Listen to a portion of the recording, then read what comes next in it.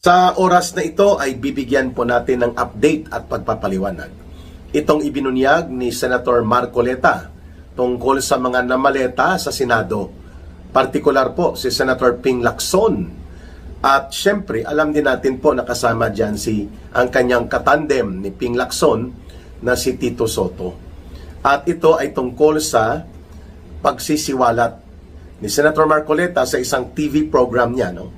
I think sa Net25 ito.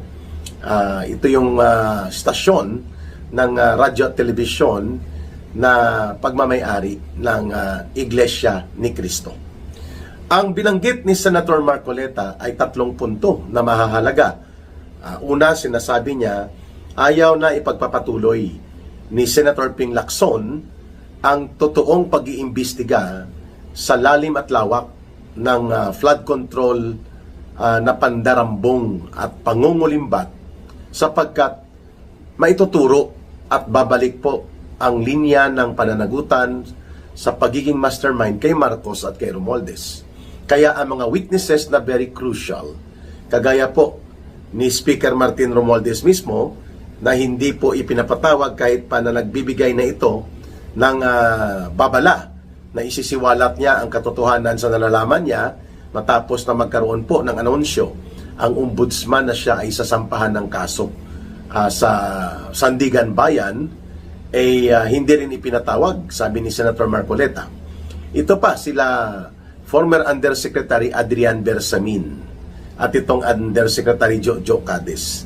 Dito na, di ba pa mga witnesses, mga mag-asawang Diskaya, si dating Marine Sergeant Gotesa, and itong mga 18 former soldiers.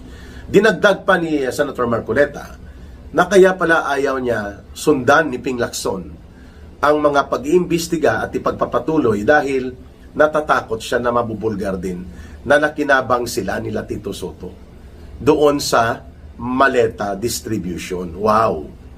At ito ay tumutugma doon sa naunang salaysay ng mga 18 former soldiers na nakapag-deliver sila ng 8 billion pesos sa kay Yusek Adrian Bersamin bilang siya ang tagapagsalo at bagman direkta ni Bongbong Marcos Jr. 8 billion noong 2025. And ang 2025 po, election period yan para sa pagkasenador. At syempre ng iba pa mga officials ng gobyerno sa local elections.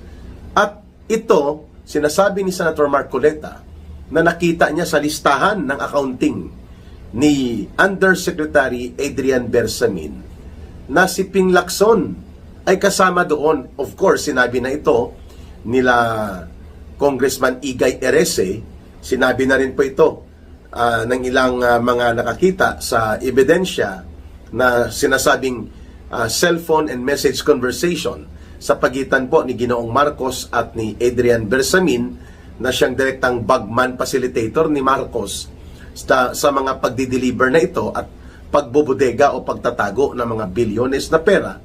Itinuro po na si Ping Lacson ayon doon sa listahan ay mayroong natanggap na 250 million pesos di umano. Kay Tito Soto, 250 million pesos din po. At nakalagay doon, expenses for senatorial campaign. So malinaw na ang nakalagay ay flood control sources po yon. Ibig sabihin po yun ang mga pinagnanakaw na pera ng mamamayan na nilimas at kinulimbat nila Marcos at Romualdez na itinuturo ni Saldico. At ito ay ginamit sa eleksyon. Maalala po natin ay nasa alyansa po ng Bagong Pilipinas campaign noon na ang manager nito or national campaign manager ay si Congressman Toby Chanco. At yun nga ang binabanggit ni Toby Chanco, si Andrew E. may 68 million na talent fee. No? So, sky is the limit pala.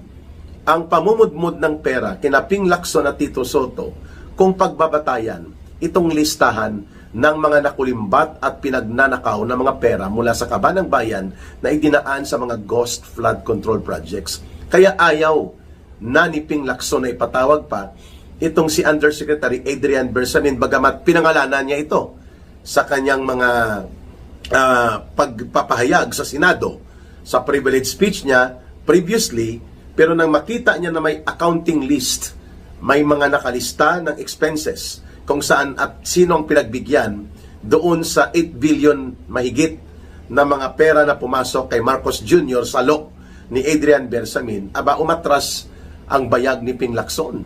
Hindi na niya ipinatawag si Adrian Bersamin. Kung pagtatagpuin po natin ang expose na ito ni Senator Marcoleta, tumutugma ito sa naunang salaysay sa video revelation ni Saldico. Tumutugma din po ito sa pagpapahayag na ginawa ng 18 former soldiers na mga security detailed kay Saldico. Ito rin po ang binabanggit ni Yusek Adrian Bersamin nang lumapit siya kay Congressman Leandro Leveste para humingi ng tulong. O, di ba? So, the preponderance of the existence of interconnected events related sa movement ng mga pera na pinagkakitaan mula sa mga dinambong at dinorobo at kinurakot na pondo sa flood control projects na mga anomalya at mga ghost na kinabang pala sila Ping Lacson at Tito Soto nung panahon ng kampanya. Sasabihin nila donation yon, whatever your reason, hindi po mapasusubalian at maitatanggi na kayo ay tumanggap at nagkaroon ng pakinabang mula doon sa pinagnanakaw na mga pera sa taong bayan kung pagbabatayan itong confirmatory revelation na ibinunyag ngayon ni Senator Marcoleta sa kanyang TV program. Now we understand clearly why Ping Lacson is very defensive and natatakot siya mag-engage sa debate at interpellation kay Senator Marcoleta dahil namaleta din pala. Ayun! At kung kaya, nais na niyang i-preterminate ang hindi pa talaga kompleto na Senate Blue Ribbon Committee report na ito at investigation sapagkat iniiwasan ni Ping Lacson na sumambulat beyond this control and beyond their capacity to manipulate ang scheme within the Senate Blue Ribbon Committee kasama si Tito Soto. Pangalawang punto na sinabi ni Senator Marcoleta, at ito ang nakakabahala mga kababayan, mayroon pa palang mga pumapasok na mga pinagnanakaw na mga pera. At ito po ay isa sa Bureau of Customs. Nakalista din po doon 100 million per week. At ito ay mayroong naunang pagbubunyag si Ginoong Saldico doon sa kanyang video revelations, hindi po ba? At kung kaya naman po na binanggit ito ni Senator Marcoleta na may nakita siya doon, personally nakita niya ang thread of conversation and messages including ang accounting na pinaglilista ni former Undersecretary Adrian Bersamin na siyang naglilinya kay Marcos at kila Romualdez upang saluin ang mga pagbubudega at distribution ng idinideliver na mali-maleta, toni-tonelada na mga pera. At nakalista doon, 100 million pesos per week ang tinatanggap mula sa Bureau of Customs. Exactly sa binanggit ni Saldico na aabot sa mahigit kumulang 20 billion pesos din ang kinita ng asawa ni Marcos Jr., si Lisa Araneta, at ang kapatid ni Lisa Araneta di umano na si Mike Alpha or si Mike Araneta, no? Or si Martin Araneta, mga kababayan. Si Mike Alpha ang tawag nila. So, ito ay nandun pala sa listahan ni former Undersecretary Adrian Bersamin na ang kalakaran ng mga patong at mga panghuhot-hot sa pundo at kaban ng pamahalaan ay hindi lamang po sa mga ghost and anomalous flood control projects, kundi pati na rin po ay kasama pala dito ang sa Bureau of Customs.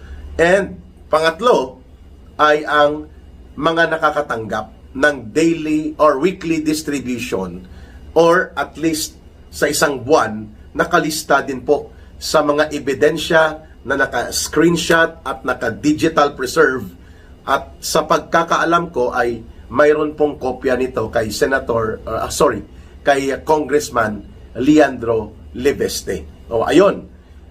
So itong tatlong pagbubunyag na ginawa ni Senator Marcoleta ay hindi po makakaya na pasinungalingan ni Ping Lacson that indeed na maleta sila noong panahon ng eleksyon. At kung sasabihin niya na hindi niya alam ito, it will still not exonerate them. Hindi po rin sila pwedeng pumalag at magwawalang sala sapagkat nakinabang sila eh. Sabihin man nila na hindi namin alam, hindi po kapanipaniwala yon na tumanggap ka pala kay Adrian Bersamin at alam mo na sumasabog na ng panahon na yon ang iskandalo ng flood control na anomalya at mga unprogrammed appropriations at mga pandaraya sa budget at sumakay ka pa nga, di ba? Sabi mo may mga 63 na mga contractors o mga mambabatas na mga nasa House of Representatives na ibubulgar mo kapag umupo ka na officially as senator. Di ba hindi mo rin tinuloy? Kasi yun, doon ninyo na-realize ni Tito Soto na babalik sa inyo na nakinabang kayo sa pinagnanakawan at dinorobo ng mga pundong ito na idiniliver sa inyo.